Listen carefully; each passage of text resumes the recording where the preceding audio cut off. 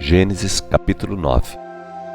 Deus abençoou Noé e os filhos dele e disse a eles: Tenho muitos filhos e restabeleço a população da terra. Todos os animais e aves terão medo de vocês. Entreguei ao domínio dos homens todos os seres vivos da terra e das águas. Eles servirão de alimento, além dos produtos vegetais, mas só poderão comer carne depois de ter tirado o sangue, porque o sangue é a vida, e ninguém tem o direito de tirar a vida de nenhum ser humano. O animal que matar um homem terá de ser morto, e a pessoa que matar algum ser humano terá de ser morta.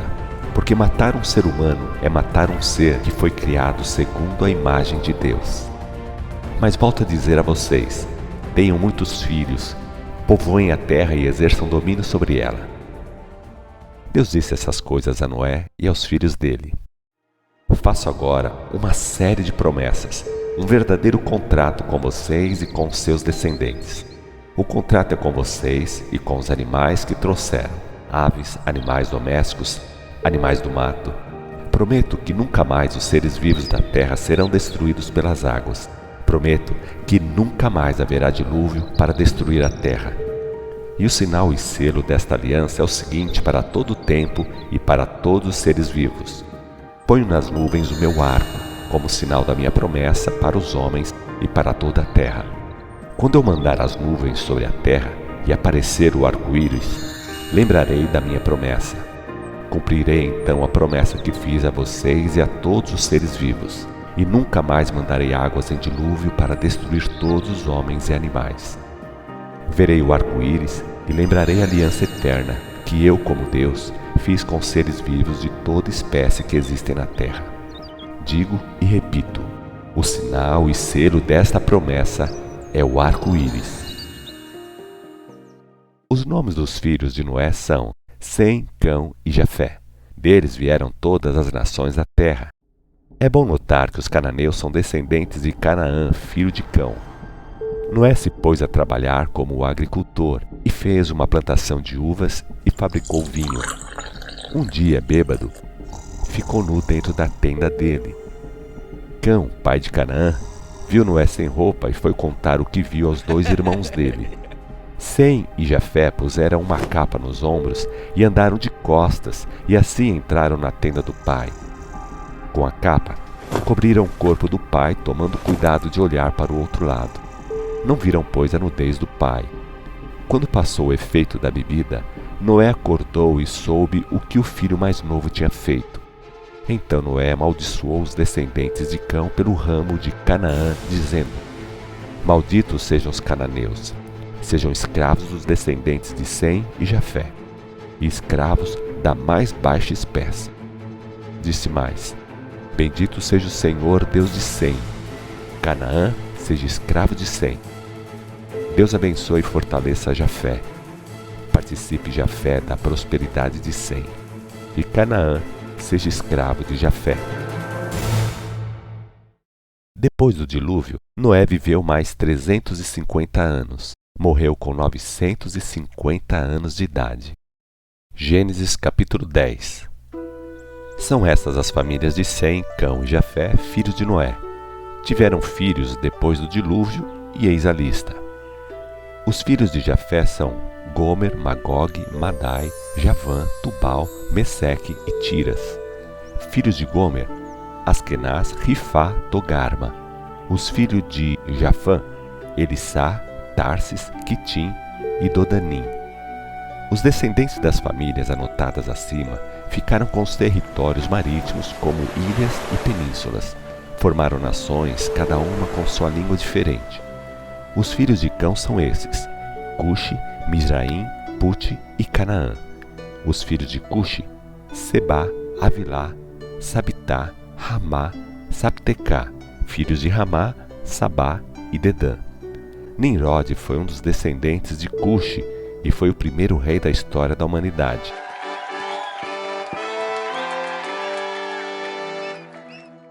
Era poderoso caçador, abençoado por Deus. Veio a ser como um provérbio, daí o costume de dizer, como Nimrod, poderoso caçador, abençoado por Deus. No começo, o reino dele era composto pelas cidades e territórios de Babel, Ereque, Acade e Calné, na cidade de Sinear. Dali, estendeu o território do reino dele até a Assíria. Construiu as cidades de Nínive, Reobote-ir e Calá. Também fundou Rezém, entre Nínive e Calá, e Rezém foi a principal cidade do reino de Nimrod. Esses são os filhos de Mizraim: Ludim, Anamim, Leabim, Naptuim, Patrussim, Caslium, de quem vieram os filisteus, e Captorim. O primeiro filho de Canaã foi Sidom, e o segundo, Hete. Também esses povos são descendentes de Canaã: os Jebuseus, os Amorreus, os Girgazeus, os Eveus, os Arqueus e os Sineus, os Arvadeus, os Zemareus e os Ramateus. Os cananeus se espalharam por diferentes partes. Vários foram os territórios ocupados pelos diferentes grupos de famílias dos cananeus. Os limites deles iam de Sidom, em direção a Gerar, até Gaza, e iam na direção de Sodoma, Gomorra, Adimá e Zeboim, até Laza. Aí está, pois, a lista dos descendentes de Cão, espalhados em muitas nações com línguas diferentes. Éber, que deu origem a numeroso povo, foi descendente de Sem, irmão mais velho de Jafé. Outros descendentes de Sem são Elão, Assur, Arfaxade, Lude e Arã. Filhos de Arã: Uz, Ul, Jéter e Mas. Salá foi filho de Arfaxade. Éber foi filho de Salá. Esses são os filhos de Éber: Peleg e Joctã. Peleg significa divisão, e ele recebeu este nome porque durante a vida dele foi feita a divisão da terra entre as nações. Joquidão foi o pai de Almodá, Salefe, Hazarmavé, Geré, Hadorão, Uzal, Digla, Obal, Abimael, Sabá, Ofir, Avilá e Jobabe. Todos eles foram os filhos de Joquitão e habitaram na região que vai desde Messá até a região montanhosa de Sefar, no leste. Aí está, pois, a lista dos descendentes de Sem. Estão classificados de acordo com os agrupamentos nacionais, as diferentes línguas e a localização geográfica. Todos os homens e povos anotados nas listas dadas até aqui são descendentes de Noé. São muitos ramos de descendentes, formando diferentes povos, e formaram muitas nações por toda parte. Todas essas nações se formaram depois do dilúvio. Gênesis, capítulo 11. Nos primeiros tempos depois do dilúvio, a humanidade toda falava a mesma língua, todos se entendiam. A população avançou para o leste e achou uma planície de terra, na terra de Sinear, na Babilônia, e ali se estabeleceu. Eles começaram a pensar em construir uma grande cidade e uma torre que chegasse até os céus. Para isso, se lançaram à fabricação de tijolos queimados para servirem de pedras, e juntaram muito piche para usar como reboco. O desejo era construir um monumento para a fama deles e para que ficassem juntos para sempre. Assim nada nos espalhará pelo mundo, disseram. Mas o Senhor desceu para ver a cidade e a torre que os homens estavam construindo, e disse: Vede, eles formam um só povo e falam a mesma língua. Por isso já se animam a fazer essas coisas grandiosas. Que não farão mais tarde? Nada será capaz de parar essa gente. Vinde, desçamos lá e atrapalhemos a linguagem deles. Façamos isso para que não se entendam mais uns aos outros. O que houve? Eu não entendi uma só palavra. Alex,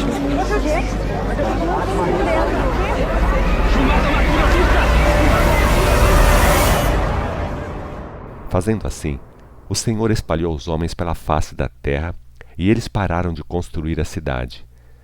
Por esse motivo, aquele lugar recebeu o nome de Babel, que quer dizer confusão, porque ali o Senhor deu muitas línguas aos homens, o que produziu confusão entre eles, e eles se espalharam por todas as partes da terra. Retomemos agora as informações sobre os descendentes de Sem. Quando tinha 100 anos de idade, nasceu Arfaxade, filho dele. Isso aconteceu 2 anos depois do dilúvio.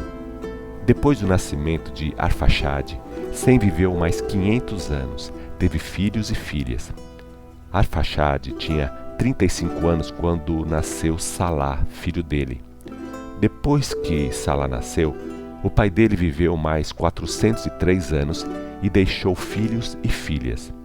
Quando Salá estava com 30 anos de idade, nasceu Éber, filho dele.